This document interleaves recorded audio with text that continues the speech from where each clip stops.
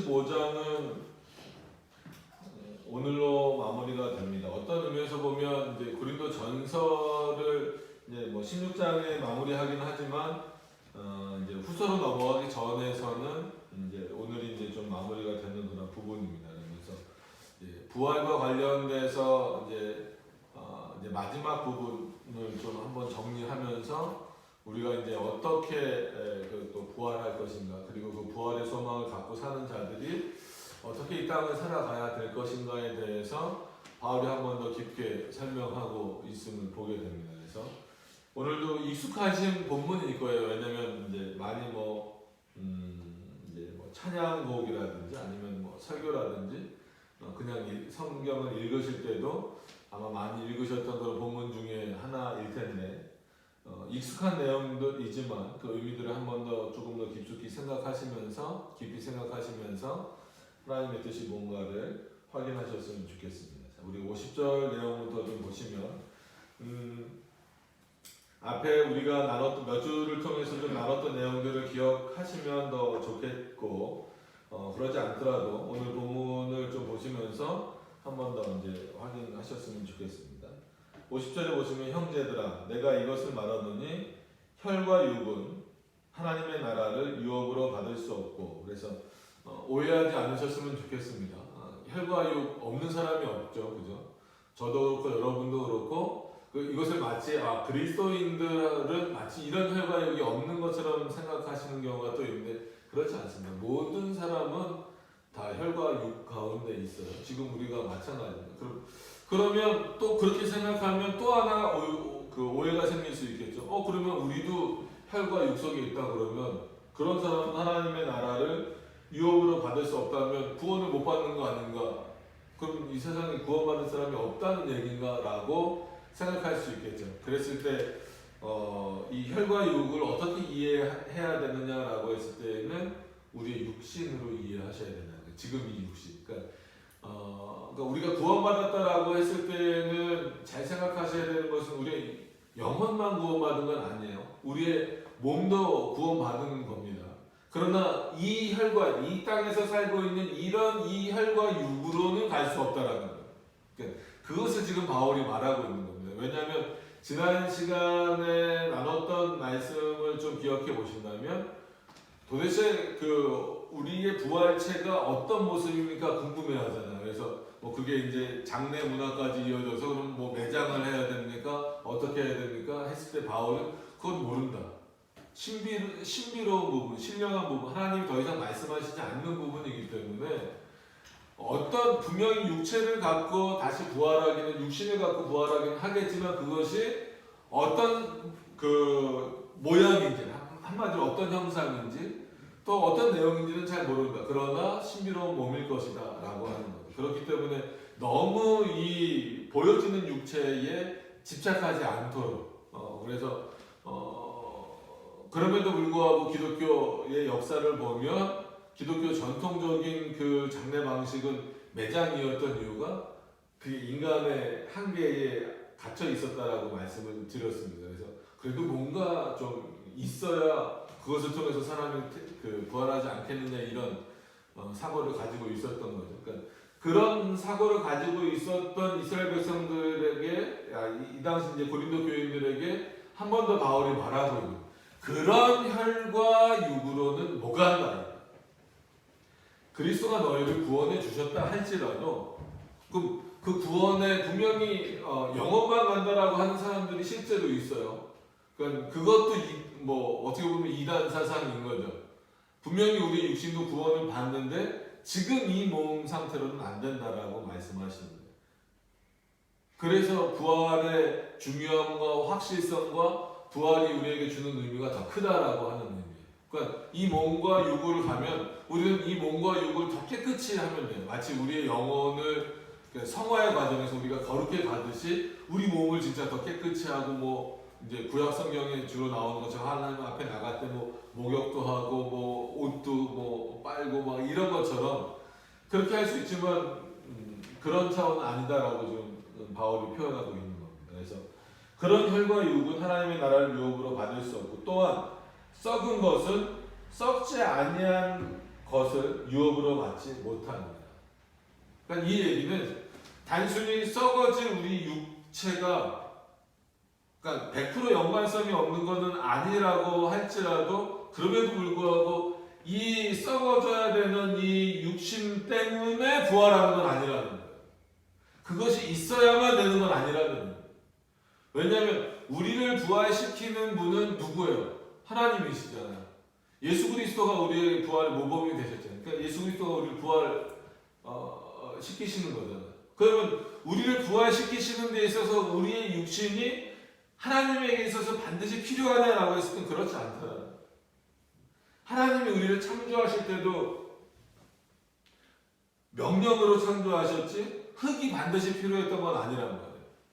하나님이 그 흙이라고 하는 것을 도구로 사용하셨을 뿐이지 정말 그 흙이 사람이 되었다는 것에 있어서 중요한 것은 흙이 중요한 것이 아니라 뭐가 중요한 거예요? 하나님이 거기에다 생기를 불어 넣으셨다라는 게 중요한 거예요. 그렇다고 해서 볼 때 썩을 것에 집착하지 말라는 거예요.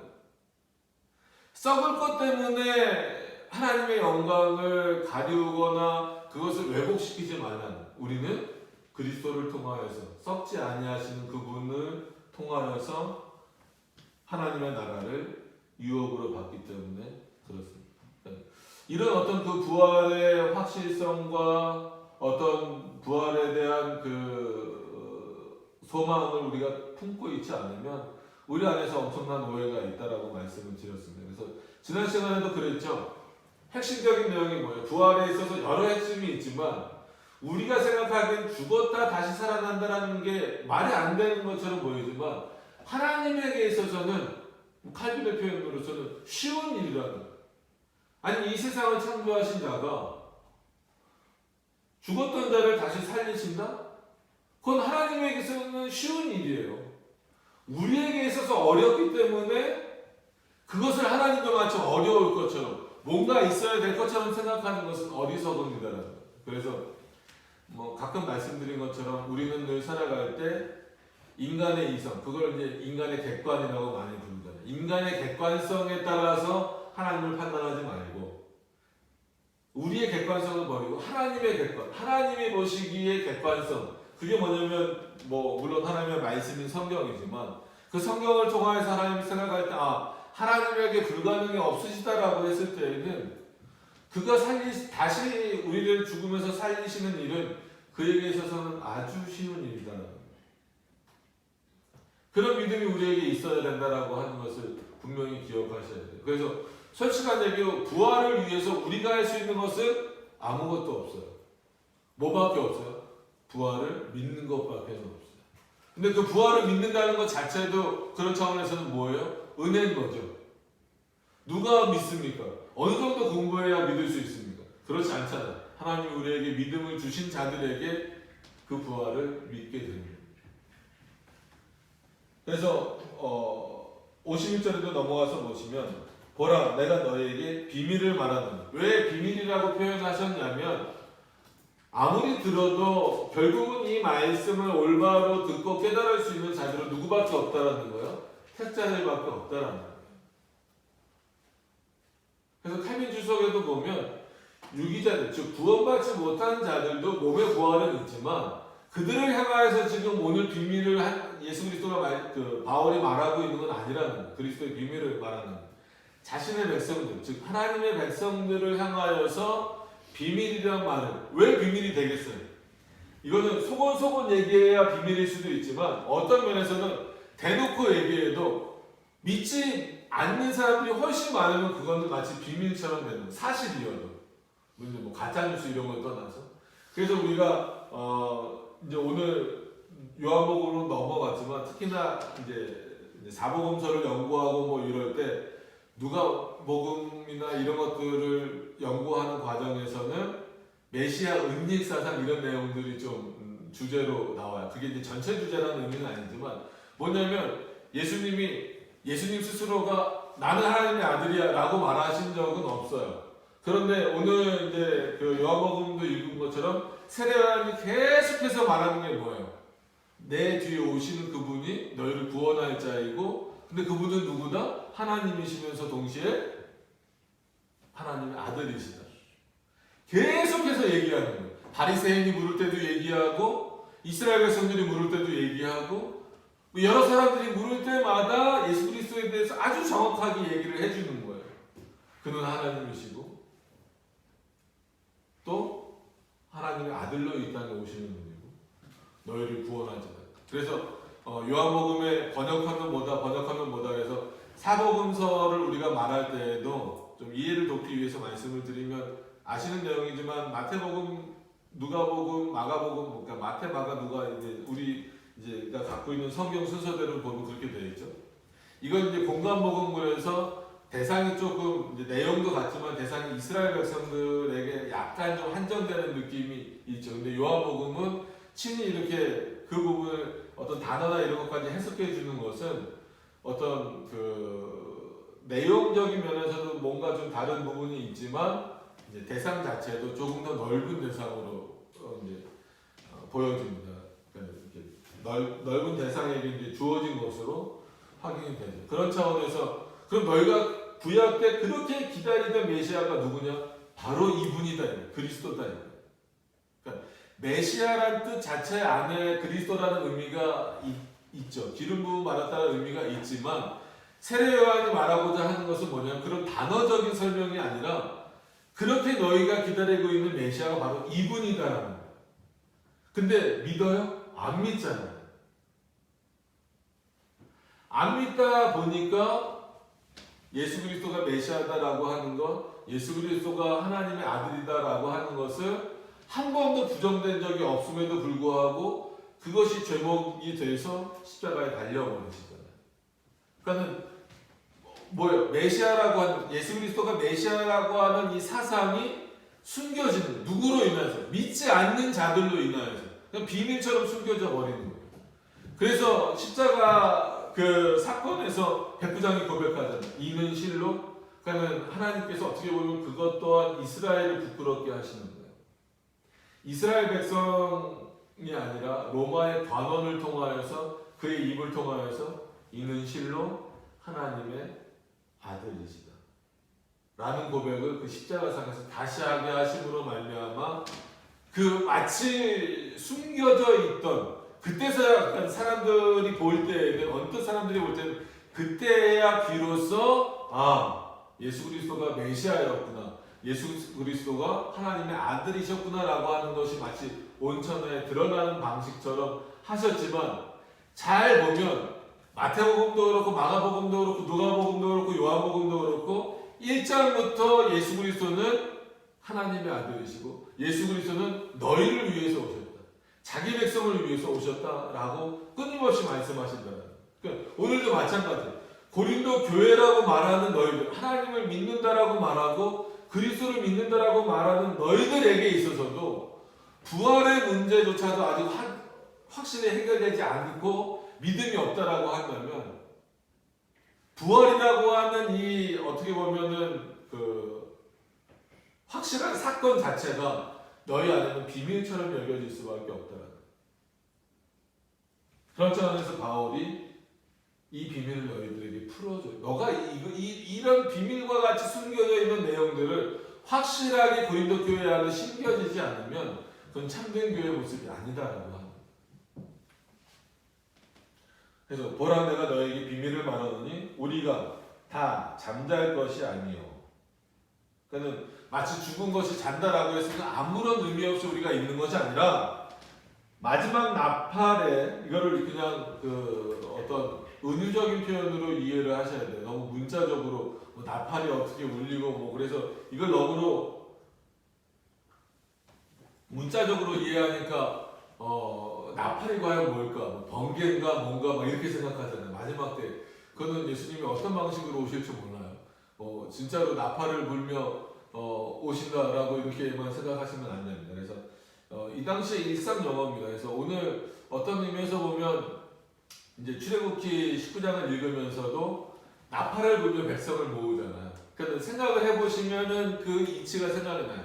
뭐 예를 들면 지금처럼 우리는 이제 공간이 작으니까 뭐 지금 마이크 상태는 안 좋고 그러니까 뭐 지금 제가 육성으로 하지만 공간이 만약에 컸다고 하면 여기서 뭐 육성을 할 수가 없겠죠. 그러면 생각해 보세요. 지금처럼 뭐 마이크라든지 아니면 뭐 인터넷이라든지 TV라든지 어떤 방식으로든지 사람들에게 알려서 불러 모을 수 있는 방식이 많다라고 한다면 그런 방법을 썼겠지만 그때는 이스라엘 백성들을 어쨌거나 흩어져 있잖아요. 뭐 성전 중심으로 모여져 있다 할지라도 구약을 예를 일단 들면 성전 중심으로 모여져 있다 해도 그 지파별로 흩어져 있는데 그럼 어떻게 모으시겠어요?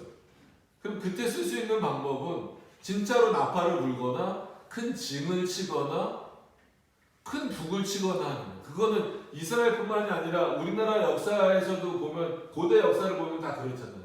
전쟁을 시작할 때라든지 아니면 무슨 큰 일이 있어서 불러 모을 때라든지 그때 그렇게 한단 말이에요.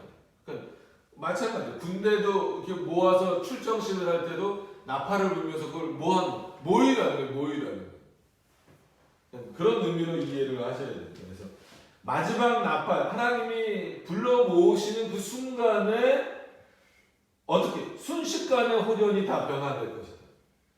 너희가 생각하는 이성처럼 뭐 마치 누가 먼저 되고 이런 표현이 되는 것이 아니라 순식간에 될 것이다.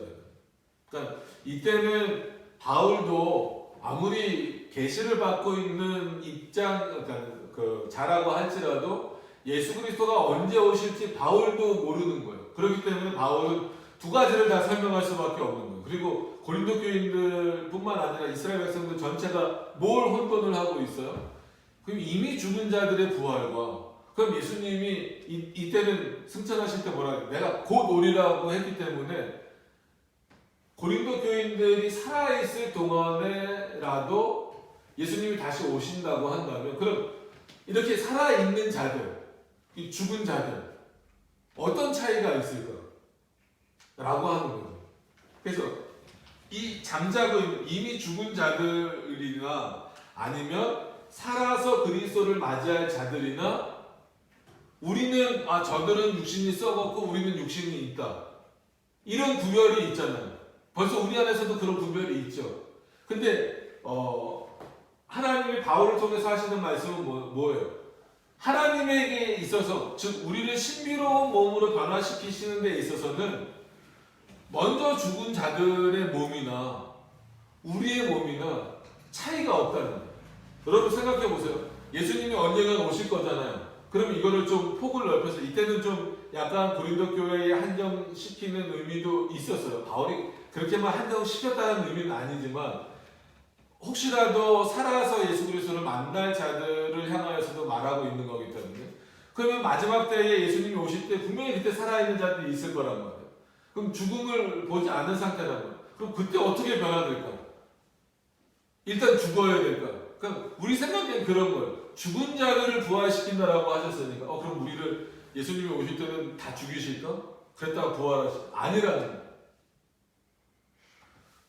이미 죽은 자들이나 아니면 살아서 그리스도를 맞이하는 자들이나 오늘 이 표현대로 순식간 나팔을 부는 그 순식간에 그 모든 일들이 일어날 것이다.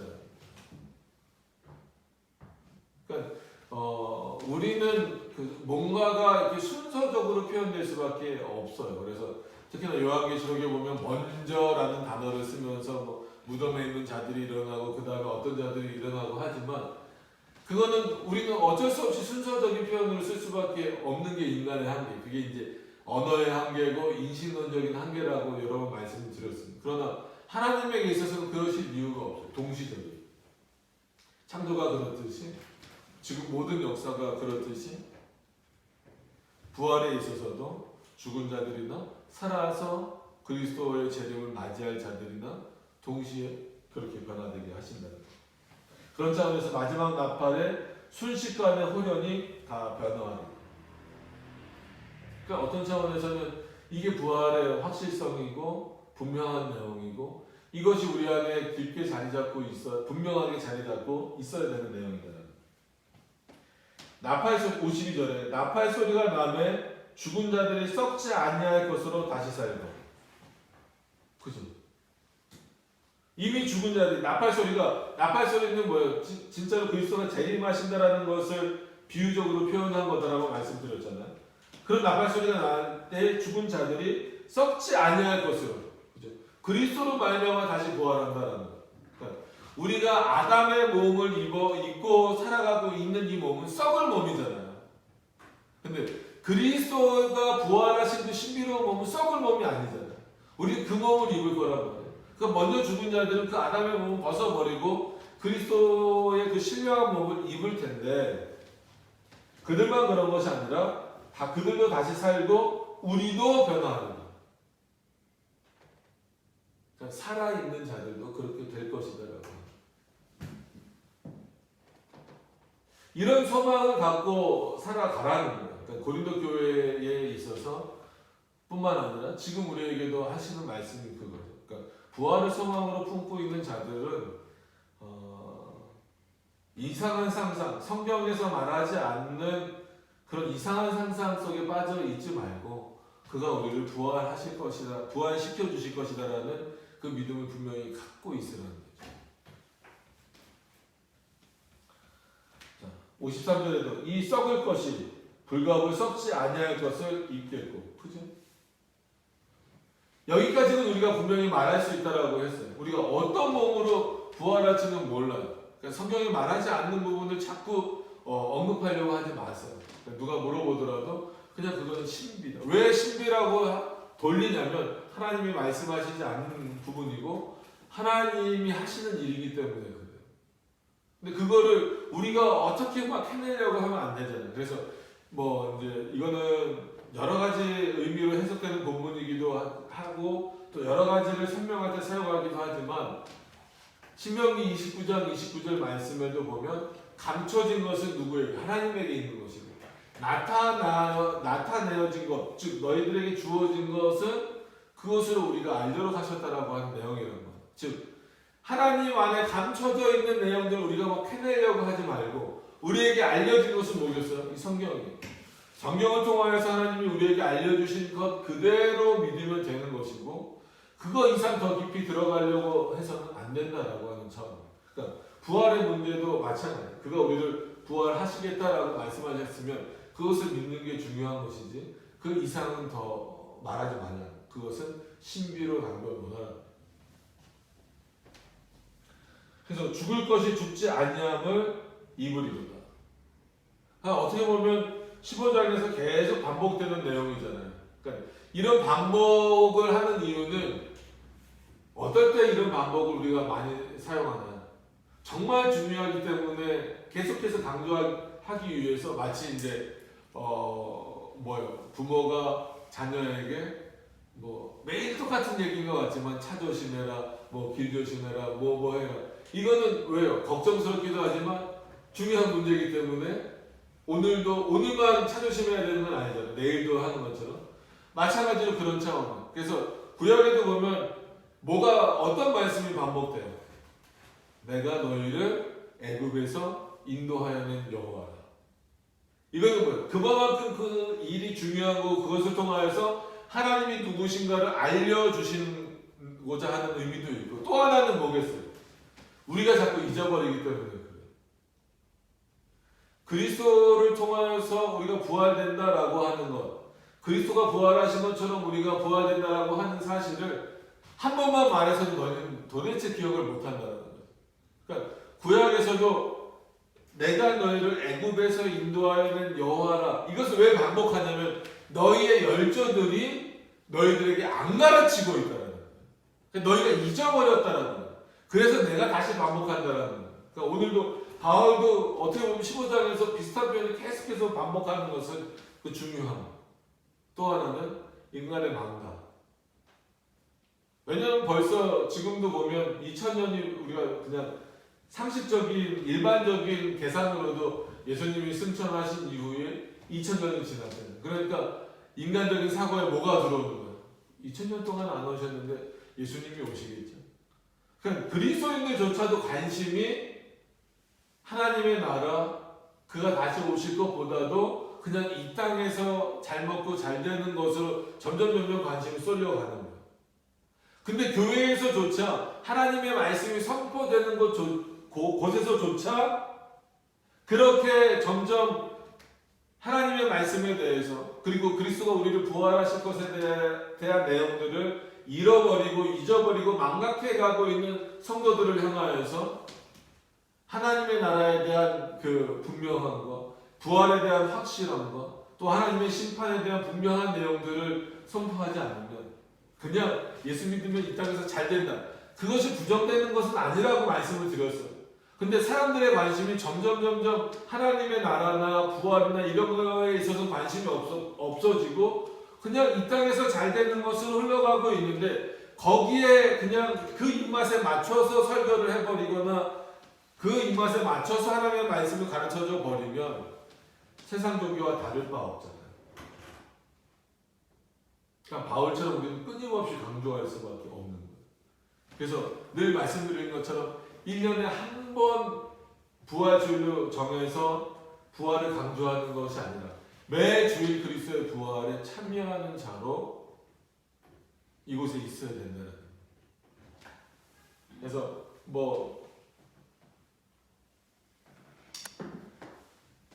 어제가 이제 어버이날이었잖아요. 그것도 그런 것 같아요. 저도 아무 생각이 없다라기보다도 매년 5월 8일날 드는 생각이 그래 부모님한테 잘해드려야 되는데 참 내가 불효자다 이런 생각을 많이 가질 수밖에 없어요. 자식들은 다 그래요. 근데 어떤 분이 이제 그 페이스북에 올려놓은 거 보니까 365일이 어버이날이다 이거죠. 그러니까 그렇게 어떤 면에서는 살아야 되는 게 자식의 도리인데 우리는 하루를 정해놓고 그 하루 동안 카네이션 달아드리고 밥 한 끼 진짜 사드리고 용돈 드리면은 그냥 나는 자식으로서 도리를 다 했어. 그리고 나머지 364일은 그냥 부모님 어떻게 살든지 관심도 없고 그냥 내 마음대로 사는 것.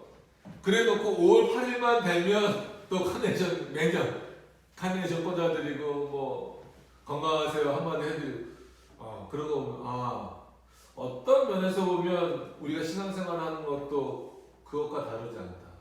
근데 어떤 목사님이 올리신 그것처럼 우리가 주일날도 마치 일주일을 사는 것을 그렇게 비유를 하는 거예요. 주일날도 기껏해야 일반적인 교회들에서 보면 그냥 오전에 예배 한번 드리고 한두 시간 드리고 그냥 나는 뭔가 다 한 것처럼 일상생활을 하는 그 모습을 통하여서 어떻게 보면은 오늘만 주일이 아니잖아요. 그러니까 오늘만 주님의 날이 아니라 그럼 내일은 내 날입니까?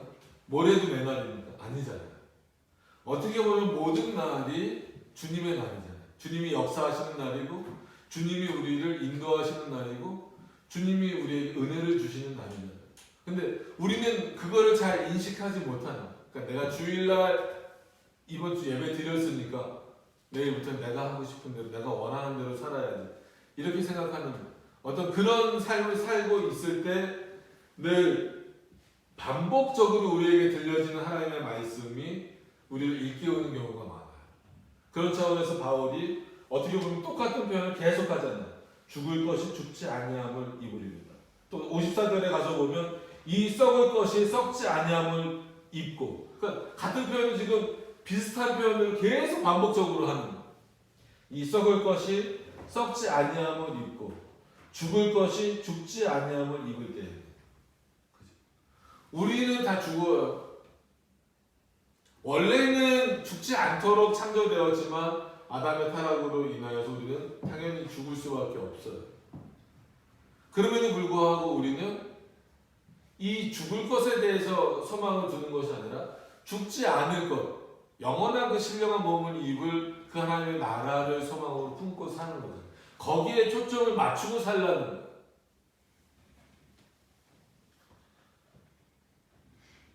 그래서 54절 다시 보시면 이 썩을 것이 썩지 아니함을 입고 이 죽을 것이 죽지 아니함을 입을 때에는 사망이 이김에 삼킨 바 되리라. 어떻게 보면 사망이 우리에게 있어서 당연한 것처럼 다가올 문제인데 결국 사망을 이길 수 있는 것은 우리 안의 능력으로는 불가능해요. 어떻게 하면은 저와 여러분들이 그 사망을 이길 수 있겠어요? 뭐 불로장생의 약초를 진시황처럼 찾아다니셔야 되겠습니까? 아니면 무슨 뭐 계속 영양제를 맞으셔야 돼요? 아니면 뭐 어떤 재벌은 뭐 그랬다 그러잖아요. 젊은 사람의 피를 구해서 계속 뭐 이렇게 추석하듯이. 그럼 젊은 사람의 피를 투여받으면 뭐 오래 살 수 있습니다. 다 불가능하잖아요. 그러니까 과학에서 연구하는 것도 그거잖아요. 어떻게 하면 오래 살 수 있을까? 그래서 뭐 냉동인간 연구가 실제로 막 되고 있고 그러잖아요. 뭐 몇 년 뒤에, 뭐 100년 뒤에, 200년 뒤에 깨어나면 지금 못 고치는 병들을 고칠 수 있을 것처럼. 근데 우리가 코로나 바이러스를 지금 겪고 있는 상황에서 보면 그렇게 의학 기술이 좋아지면 좋아질수록 생각하지도 못한 바이러스나 뭐 이런 것들이 뭐 200년 뒤, 300년 뒤에 또 생겨날 수 있어요. 그럼 영원히 살고자 하는 인간의 욕심은 끝이 없지만 그건 그냥 인간의 욕망일 뿐이지. 궁극적으로 그 사망을 이길 수 있는 것은 우리 안에서 나올 수 없습니다. 그러니까 영적인 것도 마찬가지고 육신적인 것도 마찬가지예요. 우리의 영혼과 육신을 다 살려주실 수 있는 분은 누구밖에 없어요? 예수 그리스도밖에 없다. 그 사망을 누가 이길 수 있겠느냐? 한 너희를 창조하신, 그리고 이 세상을 창조하신 하나님 이외에, 그리고 그 일을 위하여서 이 땅에 오셔서 우리를 위하여서 죽으시고 친히 부활하신, 여러분 그리스도가 우리를 위해서 죽으실 수 있지만 다시 부활의 몸을 입으실 이유까지는 없어요. 그러니까 인성을 갖고 계시기 때문에 부활의 당위성이 생기긴 하지만, 그럼에도 불구하고 그가 부활하셨다라고 하는 것은 그리스도 자신을 위한 것이 아니다라고 말씀을 드렸잖아요. 자신만을 위한 것이 아니라 누구를 위한 것이요? 우리를 위한 것이잖아요. 사망을 이기게 하시는 방식이라는 거죠. 여러분 무엇이 사망을 이길 수 있습니까? 예수 그리스도만이 사망을 이길 수 있는. 근데 얼마나 그 그리스도의 말씀이, 그리스도의 복음이 교회 안에서 선포되어지고 있고 성도들 마음 가운데에서 견고하게 자리 잡고 있는가. 그래서 오늘 15장을 마무리하는, 어떻게 보면은 15장 전체는 좀 부활과 관련된 부분이라고 했잖아요. 그러면 조금 범위를 좁혀서 58절을 보시면, 형제들아 견고하며 흔들리지 말라라고 했을 때, 이거를 부활의 문제로 했을 때는 정말 그 부활의 문제에 있어서 너희가 좀 견고하다. 다른 어떤 세상의 말에 휘둘리지 말고 이 하나님의 말씀에 집중해서, 그 하나님의 말씀에만 집중해서 너희가 견고하게 서 있으라는 거예요. 쉽지 않은 문제죠. 왜냐하면 우리 귀에 들리는 내용들이 너무 많은, 지금도 많잖아요.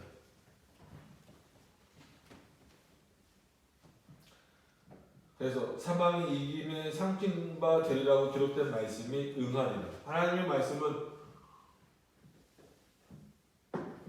언제든 이루어질 내용이기 때문에 그렇죠. 이 부분에서는 뭐 이사야도 인용하고 뭐 로마서도 인용하고 바울이 많이 인용해요. 뭐 골로새서도 인용하고 그런 부분들이 있습니다. 그래서 특히나 55절을 보시면 이건 뭐 전형적으로 이제 이사야서를 인용한 방식이죠. 사망아 너의 이기는 것이 어디 있느냐? 사망아 너의 쏘는 것이 어디 있느냐? 인간에게 있어서 이 사망은 굉장히 두려운 문제잖아요.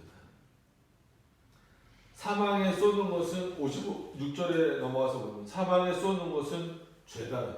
결국 죄로 인하여서 그 사망은 우리들에게 필연적인 것이 되는데, 그 죄로부터 벗어나기 위해서 어떻게 해야 되느냐라고 했을 때 우리가 할 수 있는 건 없다. 오직 그리스도가 하신 거다. 그런 차원에서 사망아 너가 이기고자 하는 게 뭐냐? 사망이 이기고자 하는 건 정말 그리스도를 이기고 싶은 거죠. 그러나 그럴 수 있다는 거에 없다는 거예요. 또 사망아 너의 쏘는 거, 마치 이렇게 막 독침을 쏘듯이 쏴서 죽일 수 있는 그게 어디 있느냐? 그 모든 것은 죄밖에 없어요. 그럼 그 죄로부터 인하여서 우리를 건질 수 있는 그 내용은 뭐밖에 없다? 그리스도. 그가 우리를 위해서 살리신 것밖에 없다. 그래서 그 뒷부분을 잘 이해하셔야 돼요. 죄의 권능은, 이거는 죄에게 무슨 권능이 있지? 마치 죄가 우리에게 하는 일은 사망을 주는 일이잖아요. 이렇게 표현을 한 겁니다. 그래서 죄의 권능은 율법이에요. 이거 오해하시면 안 됩니다. 그래서 율법을 굉장히 좀 우리는 나쁜 것처럼 오해한 경우가 있는데 그렇지 않아요. 율법 자체가 나쁘지 않습니다. 그러니까 왜냐하면 율법도 하나님의 말씀이에요. 어떻게 보면 이렇게 지키라라는 명령이에요. 그러니까 늘 말씀드리지만 율법이 없을 때는 우리의 행동이 죄인지 아닌지 우리 스스로가 몰라요. 그러니까 이거를 그냥 세상법에 비교했을 때 우리가 길거리에 횡단보도나 아니면 이런 법규들이 없을 때에는 그냥 막 건너다녀도 그게 죄인 줄 모르잖아요. 근데 횡단보도가 딱 생기고 신호등이 생긴 다음부터는 막 건너다니면 그때부터는 뭐가 돼요? 법을 어긴 게 되잖아요. 율법은 그런 거예요. 어떤 면에서는 이 율법은 여러 가지 기능 중에 우리의 죄를 드러나게 하는 기능이 있는 거죠. 그렇다고 해서 율법을 나쁘다라고 말하면 안 됩니다. 그러니까 횡단보도랑 신호등을 나쁘다라고 말하는 그것은 어떤 마음이 있는 거예요? 막 건너가고 싶은 인간적인 마음, 인간적인 악한 마음이 있는 거죠. 신호등이 잘못된 겁니까? 횡단보도가 잘못된 겁니까? 그건 잘못되지 않았어요. 그거를 막 건너가고자 하는 인간의 마음이 잘못된 거죠. 율법이 잘못된 게 아니라는 거예요. 인간의 본성이 악한 겁니다. 그러니까 예수 그리스도를 통하여서 우리는 완전 용서함을 받았어요. 그럼에도 불구하고 우리 안에 뭐가 남아있습니까? 죄책이 남아있잖아요. 그리고 죄를 여전히 지을 수밖에 없는 그런 상태가 됐잖아요. 그것으로 인하여서 죽지는 않는다는. 그러니까 이 율법을 이해하실 때 율법을 어긴다라고 해서 죽지 않아요. 그러니까 지옥에 가지 않아요. 그럼에도 불구하고 율법을 우리에게 주신 이유는 그 율법을 통하여서 너희가 얼마나 죄인인지. 그럼 이 율법을 통하여서 그 죄가 드러나서 우리를 단순히 정죄하는 차원이 아니라 그럼 이 율법을 지키도록 하시는 그 은혜가 누구로부터 주어지는가? 하나님으로부터 주어진다. 즉 성령께로부터 주어진다라고 하는 거예요. 그런 차원에서 이 율법을 완성하신 자로 예수 그리스도가 계시는 거예요. 단순히 그리스도의 육신으로 오신 그리스도의 인성으로서 율법을 다 지키셨다. 물론 인성으로서 율법을 당연히 다 지키는 자로 계셨죠. 그것만이 율법의 완성이 아니라 율법을 주시는 자로서 그 모든 것을 이루시는 차원에서 그리고 우리로 하여금 그 율법을 통하여 오히려 죄를 드러나게 하는 방식 정도로만 머무르는 것이 아니라 그 율법을 통하여서 자유함을 누리는 거예요. 그게 무슨 얘기인가? 오히려 하나님의 말씀 안에서 살아가는 것, 그것 자체가 우리에게는 진리로 자유케 된다라는 거예요. 이건 여러 번 말씀드렸잖아요. 그래서 율법의 사명도 보통 이렇게 표현을 하는데 율법의 세 번째 용도로서가 뭐냐면 하나님의 말씀을 즐거워하고 열심히 지켜나가는 거예요. 단순히 이거를 지킴으로 말미암아 무슨 상을 받겠다 이런 차원이 아니에요. 기쁨으로 지키는 그 일을 누가 먼저 하셨느냐? 그 일을 누가 먼저 이루셨느냐? 그 일을 누가 먼저 만족하셨느냐? 그리스도가 먼저 하셨다라는 거예요. 예수 그리스도가 먼저 하셨다라는 거예요. 이것이 그리스도가 완성하셨다는 것이고 그리스도가 하나님의 뜻에 만족하셨다라는 의미를 우리가 그렇게 표현을 하는 거예요. 그래서 여기서 어떤 의미에서 보면은 결국은 이 모든 죄, 그 죄로부터 인하여서 오는 사망, 여전히 그 사망의 죽음 앞에서 자유로울 수 없는 인간의 부패함, 이 모든 것들을 이겨낼 수 있는 유일한 방법은 이 율법을 완성하신 예수 그리스도밖에 없다는 거예요. 그래서 그 예수 그리스도의 율법 그 모습을 따라가는 거예요.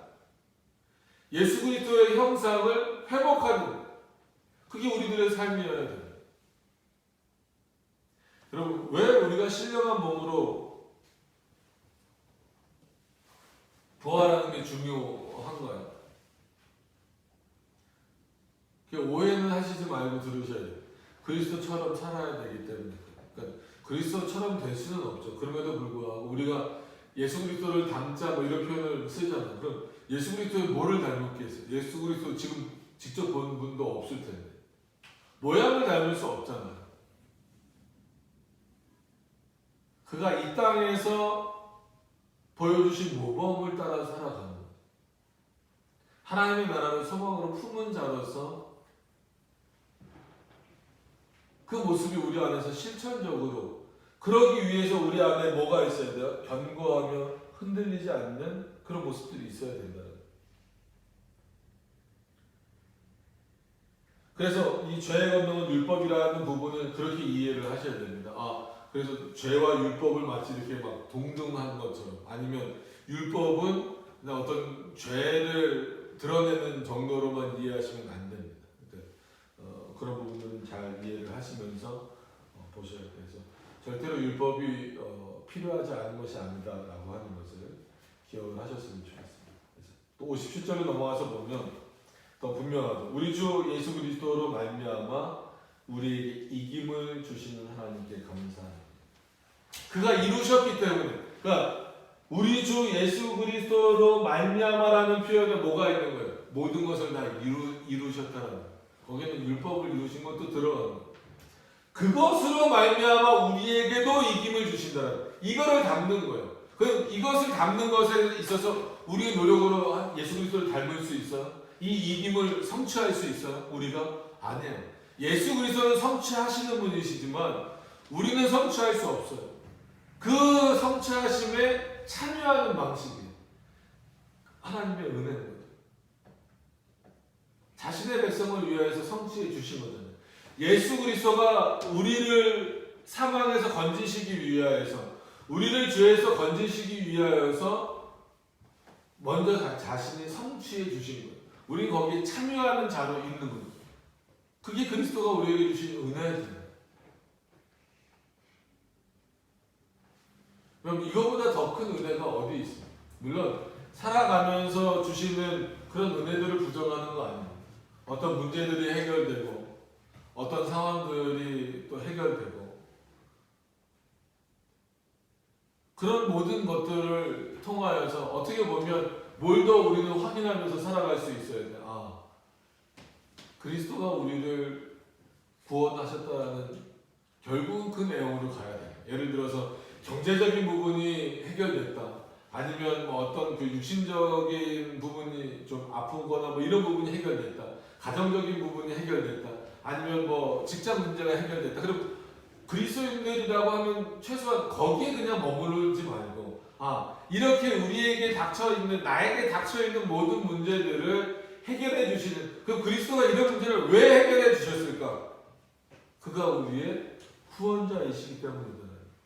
단순히 이 세상의 문제를 해결해 주시는 도깨비 방망이와 같은 역할을 하는 분이 아니라 그가 나를 택하신 분이기 때문에, 그가 나로 하여금 자신의 형상을 닮아가도록 이끌어 가시는 분이기 때문에 이 세상에 닥쳐오는 문제들을 어떻게 보면은 구원과 상관없는 문제들조차도 하나님이 해결해 주시는 거예요. 그럼 그것을 통해서 우리는 뭘 바라보는 거예요? 그것만 감사하는 것이 아니라 이 문제를 해결해 주셨기 때문에 감사합니다라는 수준에서 머무르는 것이 아니라 그가 나의 구원자이심에 대해서 감사하는 거예요. 그 수준까지 우리가 올라가야 돼요. 우리 믿음의 수준. 그래서 우리가 참고 인내한다라고 하는 것은 어려운 문제지만 결국 하나님의 은혜가 필요한 거예요. 우리가 할 수 있는 게 하나님 앞에서, 그럼 이런 어마어마한 그 부활의 능력과 어떤 이런 내용들을 허락하신 이런 하나님 앞에서 우리가 할 수 있는 게 뭐가 있을까요? 어떤 의미에서 아무것도 없어요. 근데 하나님이 하게 하십니다. 예배 드리게 하시고, 하나님을 찾게 하시고, 하나님 앞에 무릎 꿇게 하시고, 하나님의 뜻을 알게 하시고, 하나님의 그 뜻을 알게 하신 것대로 살아가게 하시잖아요. 그리고 잘했다라고 칭찬해 주시잖아요. 오늘 칼빈도 여기서 뭐라고 말하냐면 58절을 말하면서 그러므로 내 사랑하는 형제들아 견고하며 흔들리지 말며 항상 주의 일에 더 힘쓰는 자들이 되라.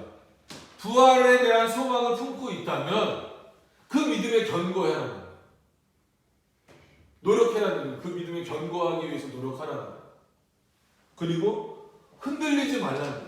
옆에서 누가 너를 막 흔들려도 어떤 그런 신앙적인 차원에서 흔들어도 흔들리지 말라는 거예요. 딱 중심을 잡고 서 있어요. 말씀 위에. 그리고 항상 주의 일에 힘쓰는 자가 되라. 이거는 그래야 되면서 그죠? 마땅히 우리는 주의 일에 힘쓰는 자가 돼야 돼요. 그리스도인 모두 다 목사뿐만이 아니라 성도, 그러니까 거룩한 자들이잖아요. 믿는 자들이잖아요. 그럼 당연히 또 한편으로는 항상이란 이 표현에 좀 집중해서 보면 아무리 우리가 뭐 목사고 성도고 다 하더라도 주님의 일에 항상 힘쓴다는 건 그렇게 쉽지 않아요. 왜냐하면 여전히 우리의 부패함, 그죠? 죄악된 본성들이 있잖아요. 그럼 이거를 꺾으려면 어떻게 해야 됩니까? 왜냐하면 아무리 우린 다 구원받은 자들이지만 그럼에도 불구하고 세상을 살아가면서 여전히 세상 게 좋단 말이에요. 맛있는 게 좋고 좋은 옷이 좋고 좋은 차가 좋고 좋은 집이 좋고 뭐 그거 자체가 잘못된 건 아니지만 거기로만 향해서 달려갈 수밖에 없어요. 그래서 거꾸로 채찍질해서 너무 거기에만 신경 쓰지 않도록 주님의 일에 향하여서 달려갈 수 있도록 그렇게 달려가는 자들을 향하여서 하나님이 어떻게 된다고요? 너희 수고가 주 안에서 헛되지 않는 줄을 아니라. 이게 결국 하나님이 우리에게 주시는 상이라요. 내 믿음이 견고해지는 것, 내가 흔들리지 않는 것, 내가 주님의 일에 열심을 내는 것 자체가 이게 헛된 일이 아니구나. 누가 보시기에, 주님이 보시기에, 하나님이 보시기에 이것이 헛된 일이 아니구나. 이게 중요한 일이구나. 어떻게 보면 내가 견고할 수 있는 것도, 내가 흔들리지 않는 것도, 내가 주님의 일에 열심을 내는 것도 하나님의 은혜인데 하나님이 친히 우리에게 그런 능력을 주셔서 우리가 그것을 행하고 있음에도 불구하고 하나님은 그 모습을 보고 헛되이 여기시지도 않고 상을 주시겠다라고 말씀하시는 분이라는 거예요. 근데 우리는 벌써 그러면 상이라고 얘기하면 그게 어떤 상입니까? 이렇게 또 가는 거예요. 어떤 상인가가 그렇게 중요합니까? 하나님이 우리에게 지극히 큰 상급이 되어주신다. 그걸로 만족할 수 있어야 되잖아요. 근데 자꾸 그 당시 아브라함의 모습으로 돌아가면 안 된다라는 거예요. 눈에 보이는 어떤 것. 당장은 아들이었잖아요. 마치 그런 것들이 천국에서도 또 있기를 바랍니다. 하나님 외에 어떤 것. 플러스 알파를 구하기보다도 그가 주시는 것으로 만족하면서 살아가는 것이 어떻게 보면 이 땅에서도 하나님의 사함을 받고 또 그 사함을 누리면서 사는 거예요. 기쁨으로 사는 거예요. 그게 눈에 보이는 보상, 어떤 눈에 보이는 화려 이런 거라고 생각하시면 안 됩니다. 하나님이 주신 그 마음 가운데 주신 평안함, 위로. 어떤 면에서 보면 이 고린도전서를 기록하고 있는 바울은 이미 이 땅에서 그런 삶을 살고 있는 자예요. 늘 말씀드리지만 눈에 보더라도 그리스도를 믿기 전에는 바울은 어쨌거나 화려하고 권력도 있고 그런 삶을 살았잖아요. 근데 그리스도를 만난 이후에 그리고 그리스도의 어떤 부르심을 받고 사도가 된 이후에 그를 전하는 일에 열심을 낼 때의 그의 삶은 더 그냥 눈에 보기에는 피폐해져 갔어요. 가난해져 갔어요. 옥에도 갇혔어요. 그럼에도 불구하고 그는 어때요? 그의 마음은 어때요? 공허함이 아니라 하나님이 주시는 은혜, 그리스도의 은혜로 가득 차 있었다라는 거예요. 어떤 삶을 살아야 될까의 답이 분명히 있어요. 근데 우리가 그렇게 살려고 하지 않을 뿐인 거예요. 그래서 바울이 15장을 마무리하면서 물론 이제 부활에 대한 부활에 대한 문제를 정리하는 내용이기 때문에 부활 사상에 대해서 너희가 견고해라, 확고해라, 그리고 그렇게 부활에 대한 소망이 있다면 이 땅에서도 주님의 일에 더욱더 열심을 내라, 이런 어떤 결론이 맺어지지만 이거를 우리의 어떤 그 부활을 포함해서 전체 신앙으로 했을 때에도 하나님의 말씀을 견고하게, 그리고 그 말씀 위에 서서 흔들리지 않는 자, 그리고 그 말씀을 통하여서 하나님의 일을, 그 말씀을 통하여서 주신 그 은혜를 우리가 깊이 알기 때문에 더욱더 주님의 일에 힘쓰고. 그럼 주님의 일에 힘쓰는 게 뭐겠습니까? 뭐 하는 그런 개인적인 그런 공로가 아니잖아요. 하나님께 대한 열심. 내 삶의 주인이 하나님이 되신다라고 하는 것. 또 그런 삶의 모습들이 이 당시 고린도 교회에도 필요했었고 지금 우리들에게도 필요하다는 거죠. 지금 우리는 모두 다 부활의 소망을 품고 사는 자들입니다. 당연히 영원한 하나님의 나라를 우리의 본향으로 삼고 사는 자들. 우리의 육신의 부모님도 계시지만 우리의 영원한 아버지, 어떻게 보면 하나님이 우리의 육신의 창조자이시니까 우리의 영원한 아버지인 하나님이 계시잖아요. 그 하나님의 자녀로 살 때에 그를 위하여 열심히 일한다라고 하는 것은 기쁨으로 일하실 수 있기를 바랍니다. 자녀가 부모를 위해서 일하면서 그거를 모든 공로라고 생각하면 안 돼요. 기쁨으로 그 일을 온전히 감당하셔서 하나님으로부터 그 수고가 헛되지 않았다라는 평가를 늘 받으실 수 있는 그런 우리 모두가 되었으면 좋겠습니다. 그래서 이 시대에 어떻게 보면 좀 그 복음의 중요한 내용들이 상실되어져 가는 이 시대에 반복적으로 우리가 확인해야 될 내용들이 뭔가, 그게 바로 말씀의 본질적인 내용으로 돌아가다. 그 본질적인 내용의 핵심적인 내용으로서 이 부활의 문제를 바울이 다루고 있다라는 것은 지금도 여전히 중요한 문제입니다.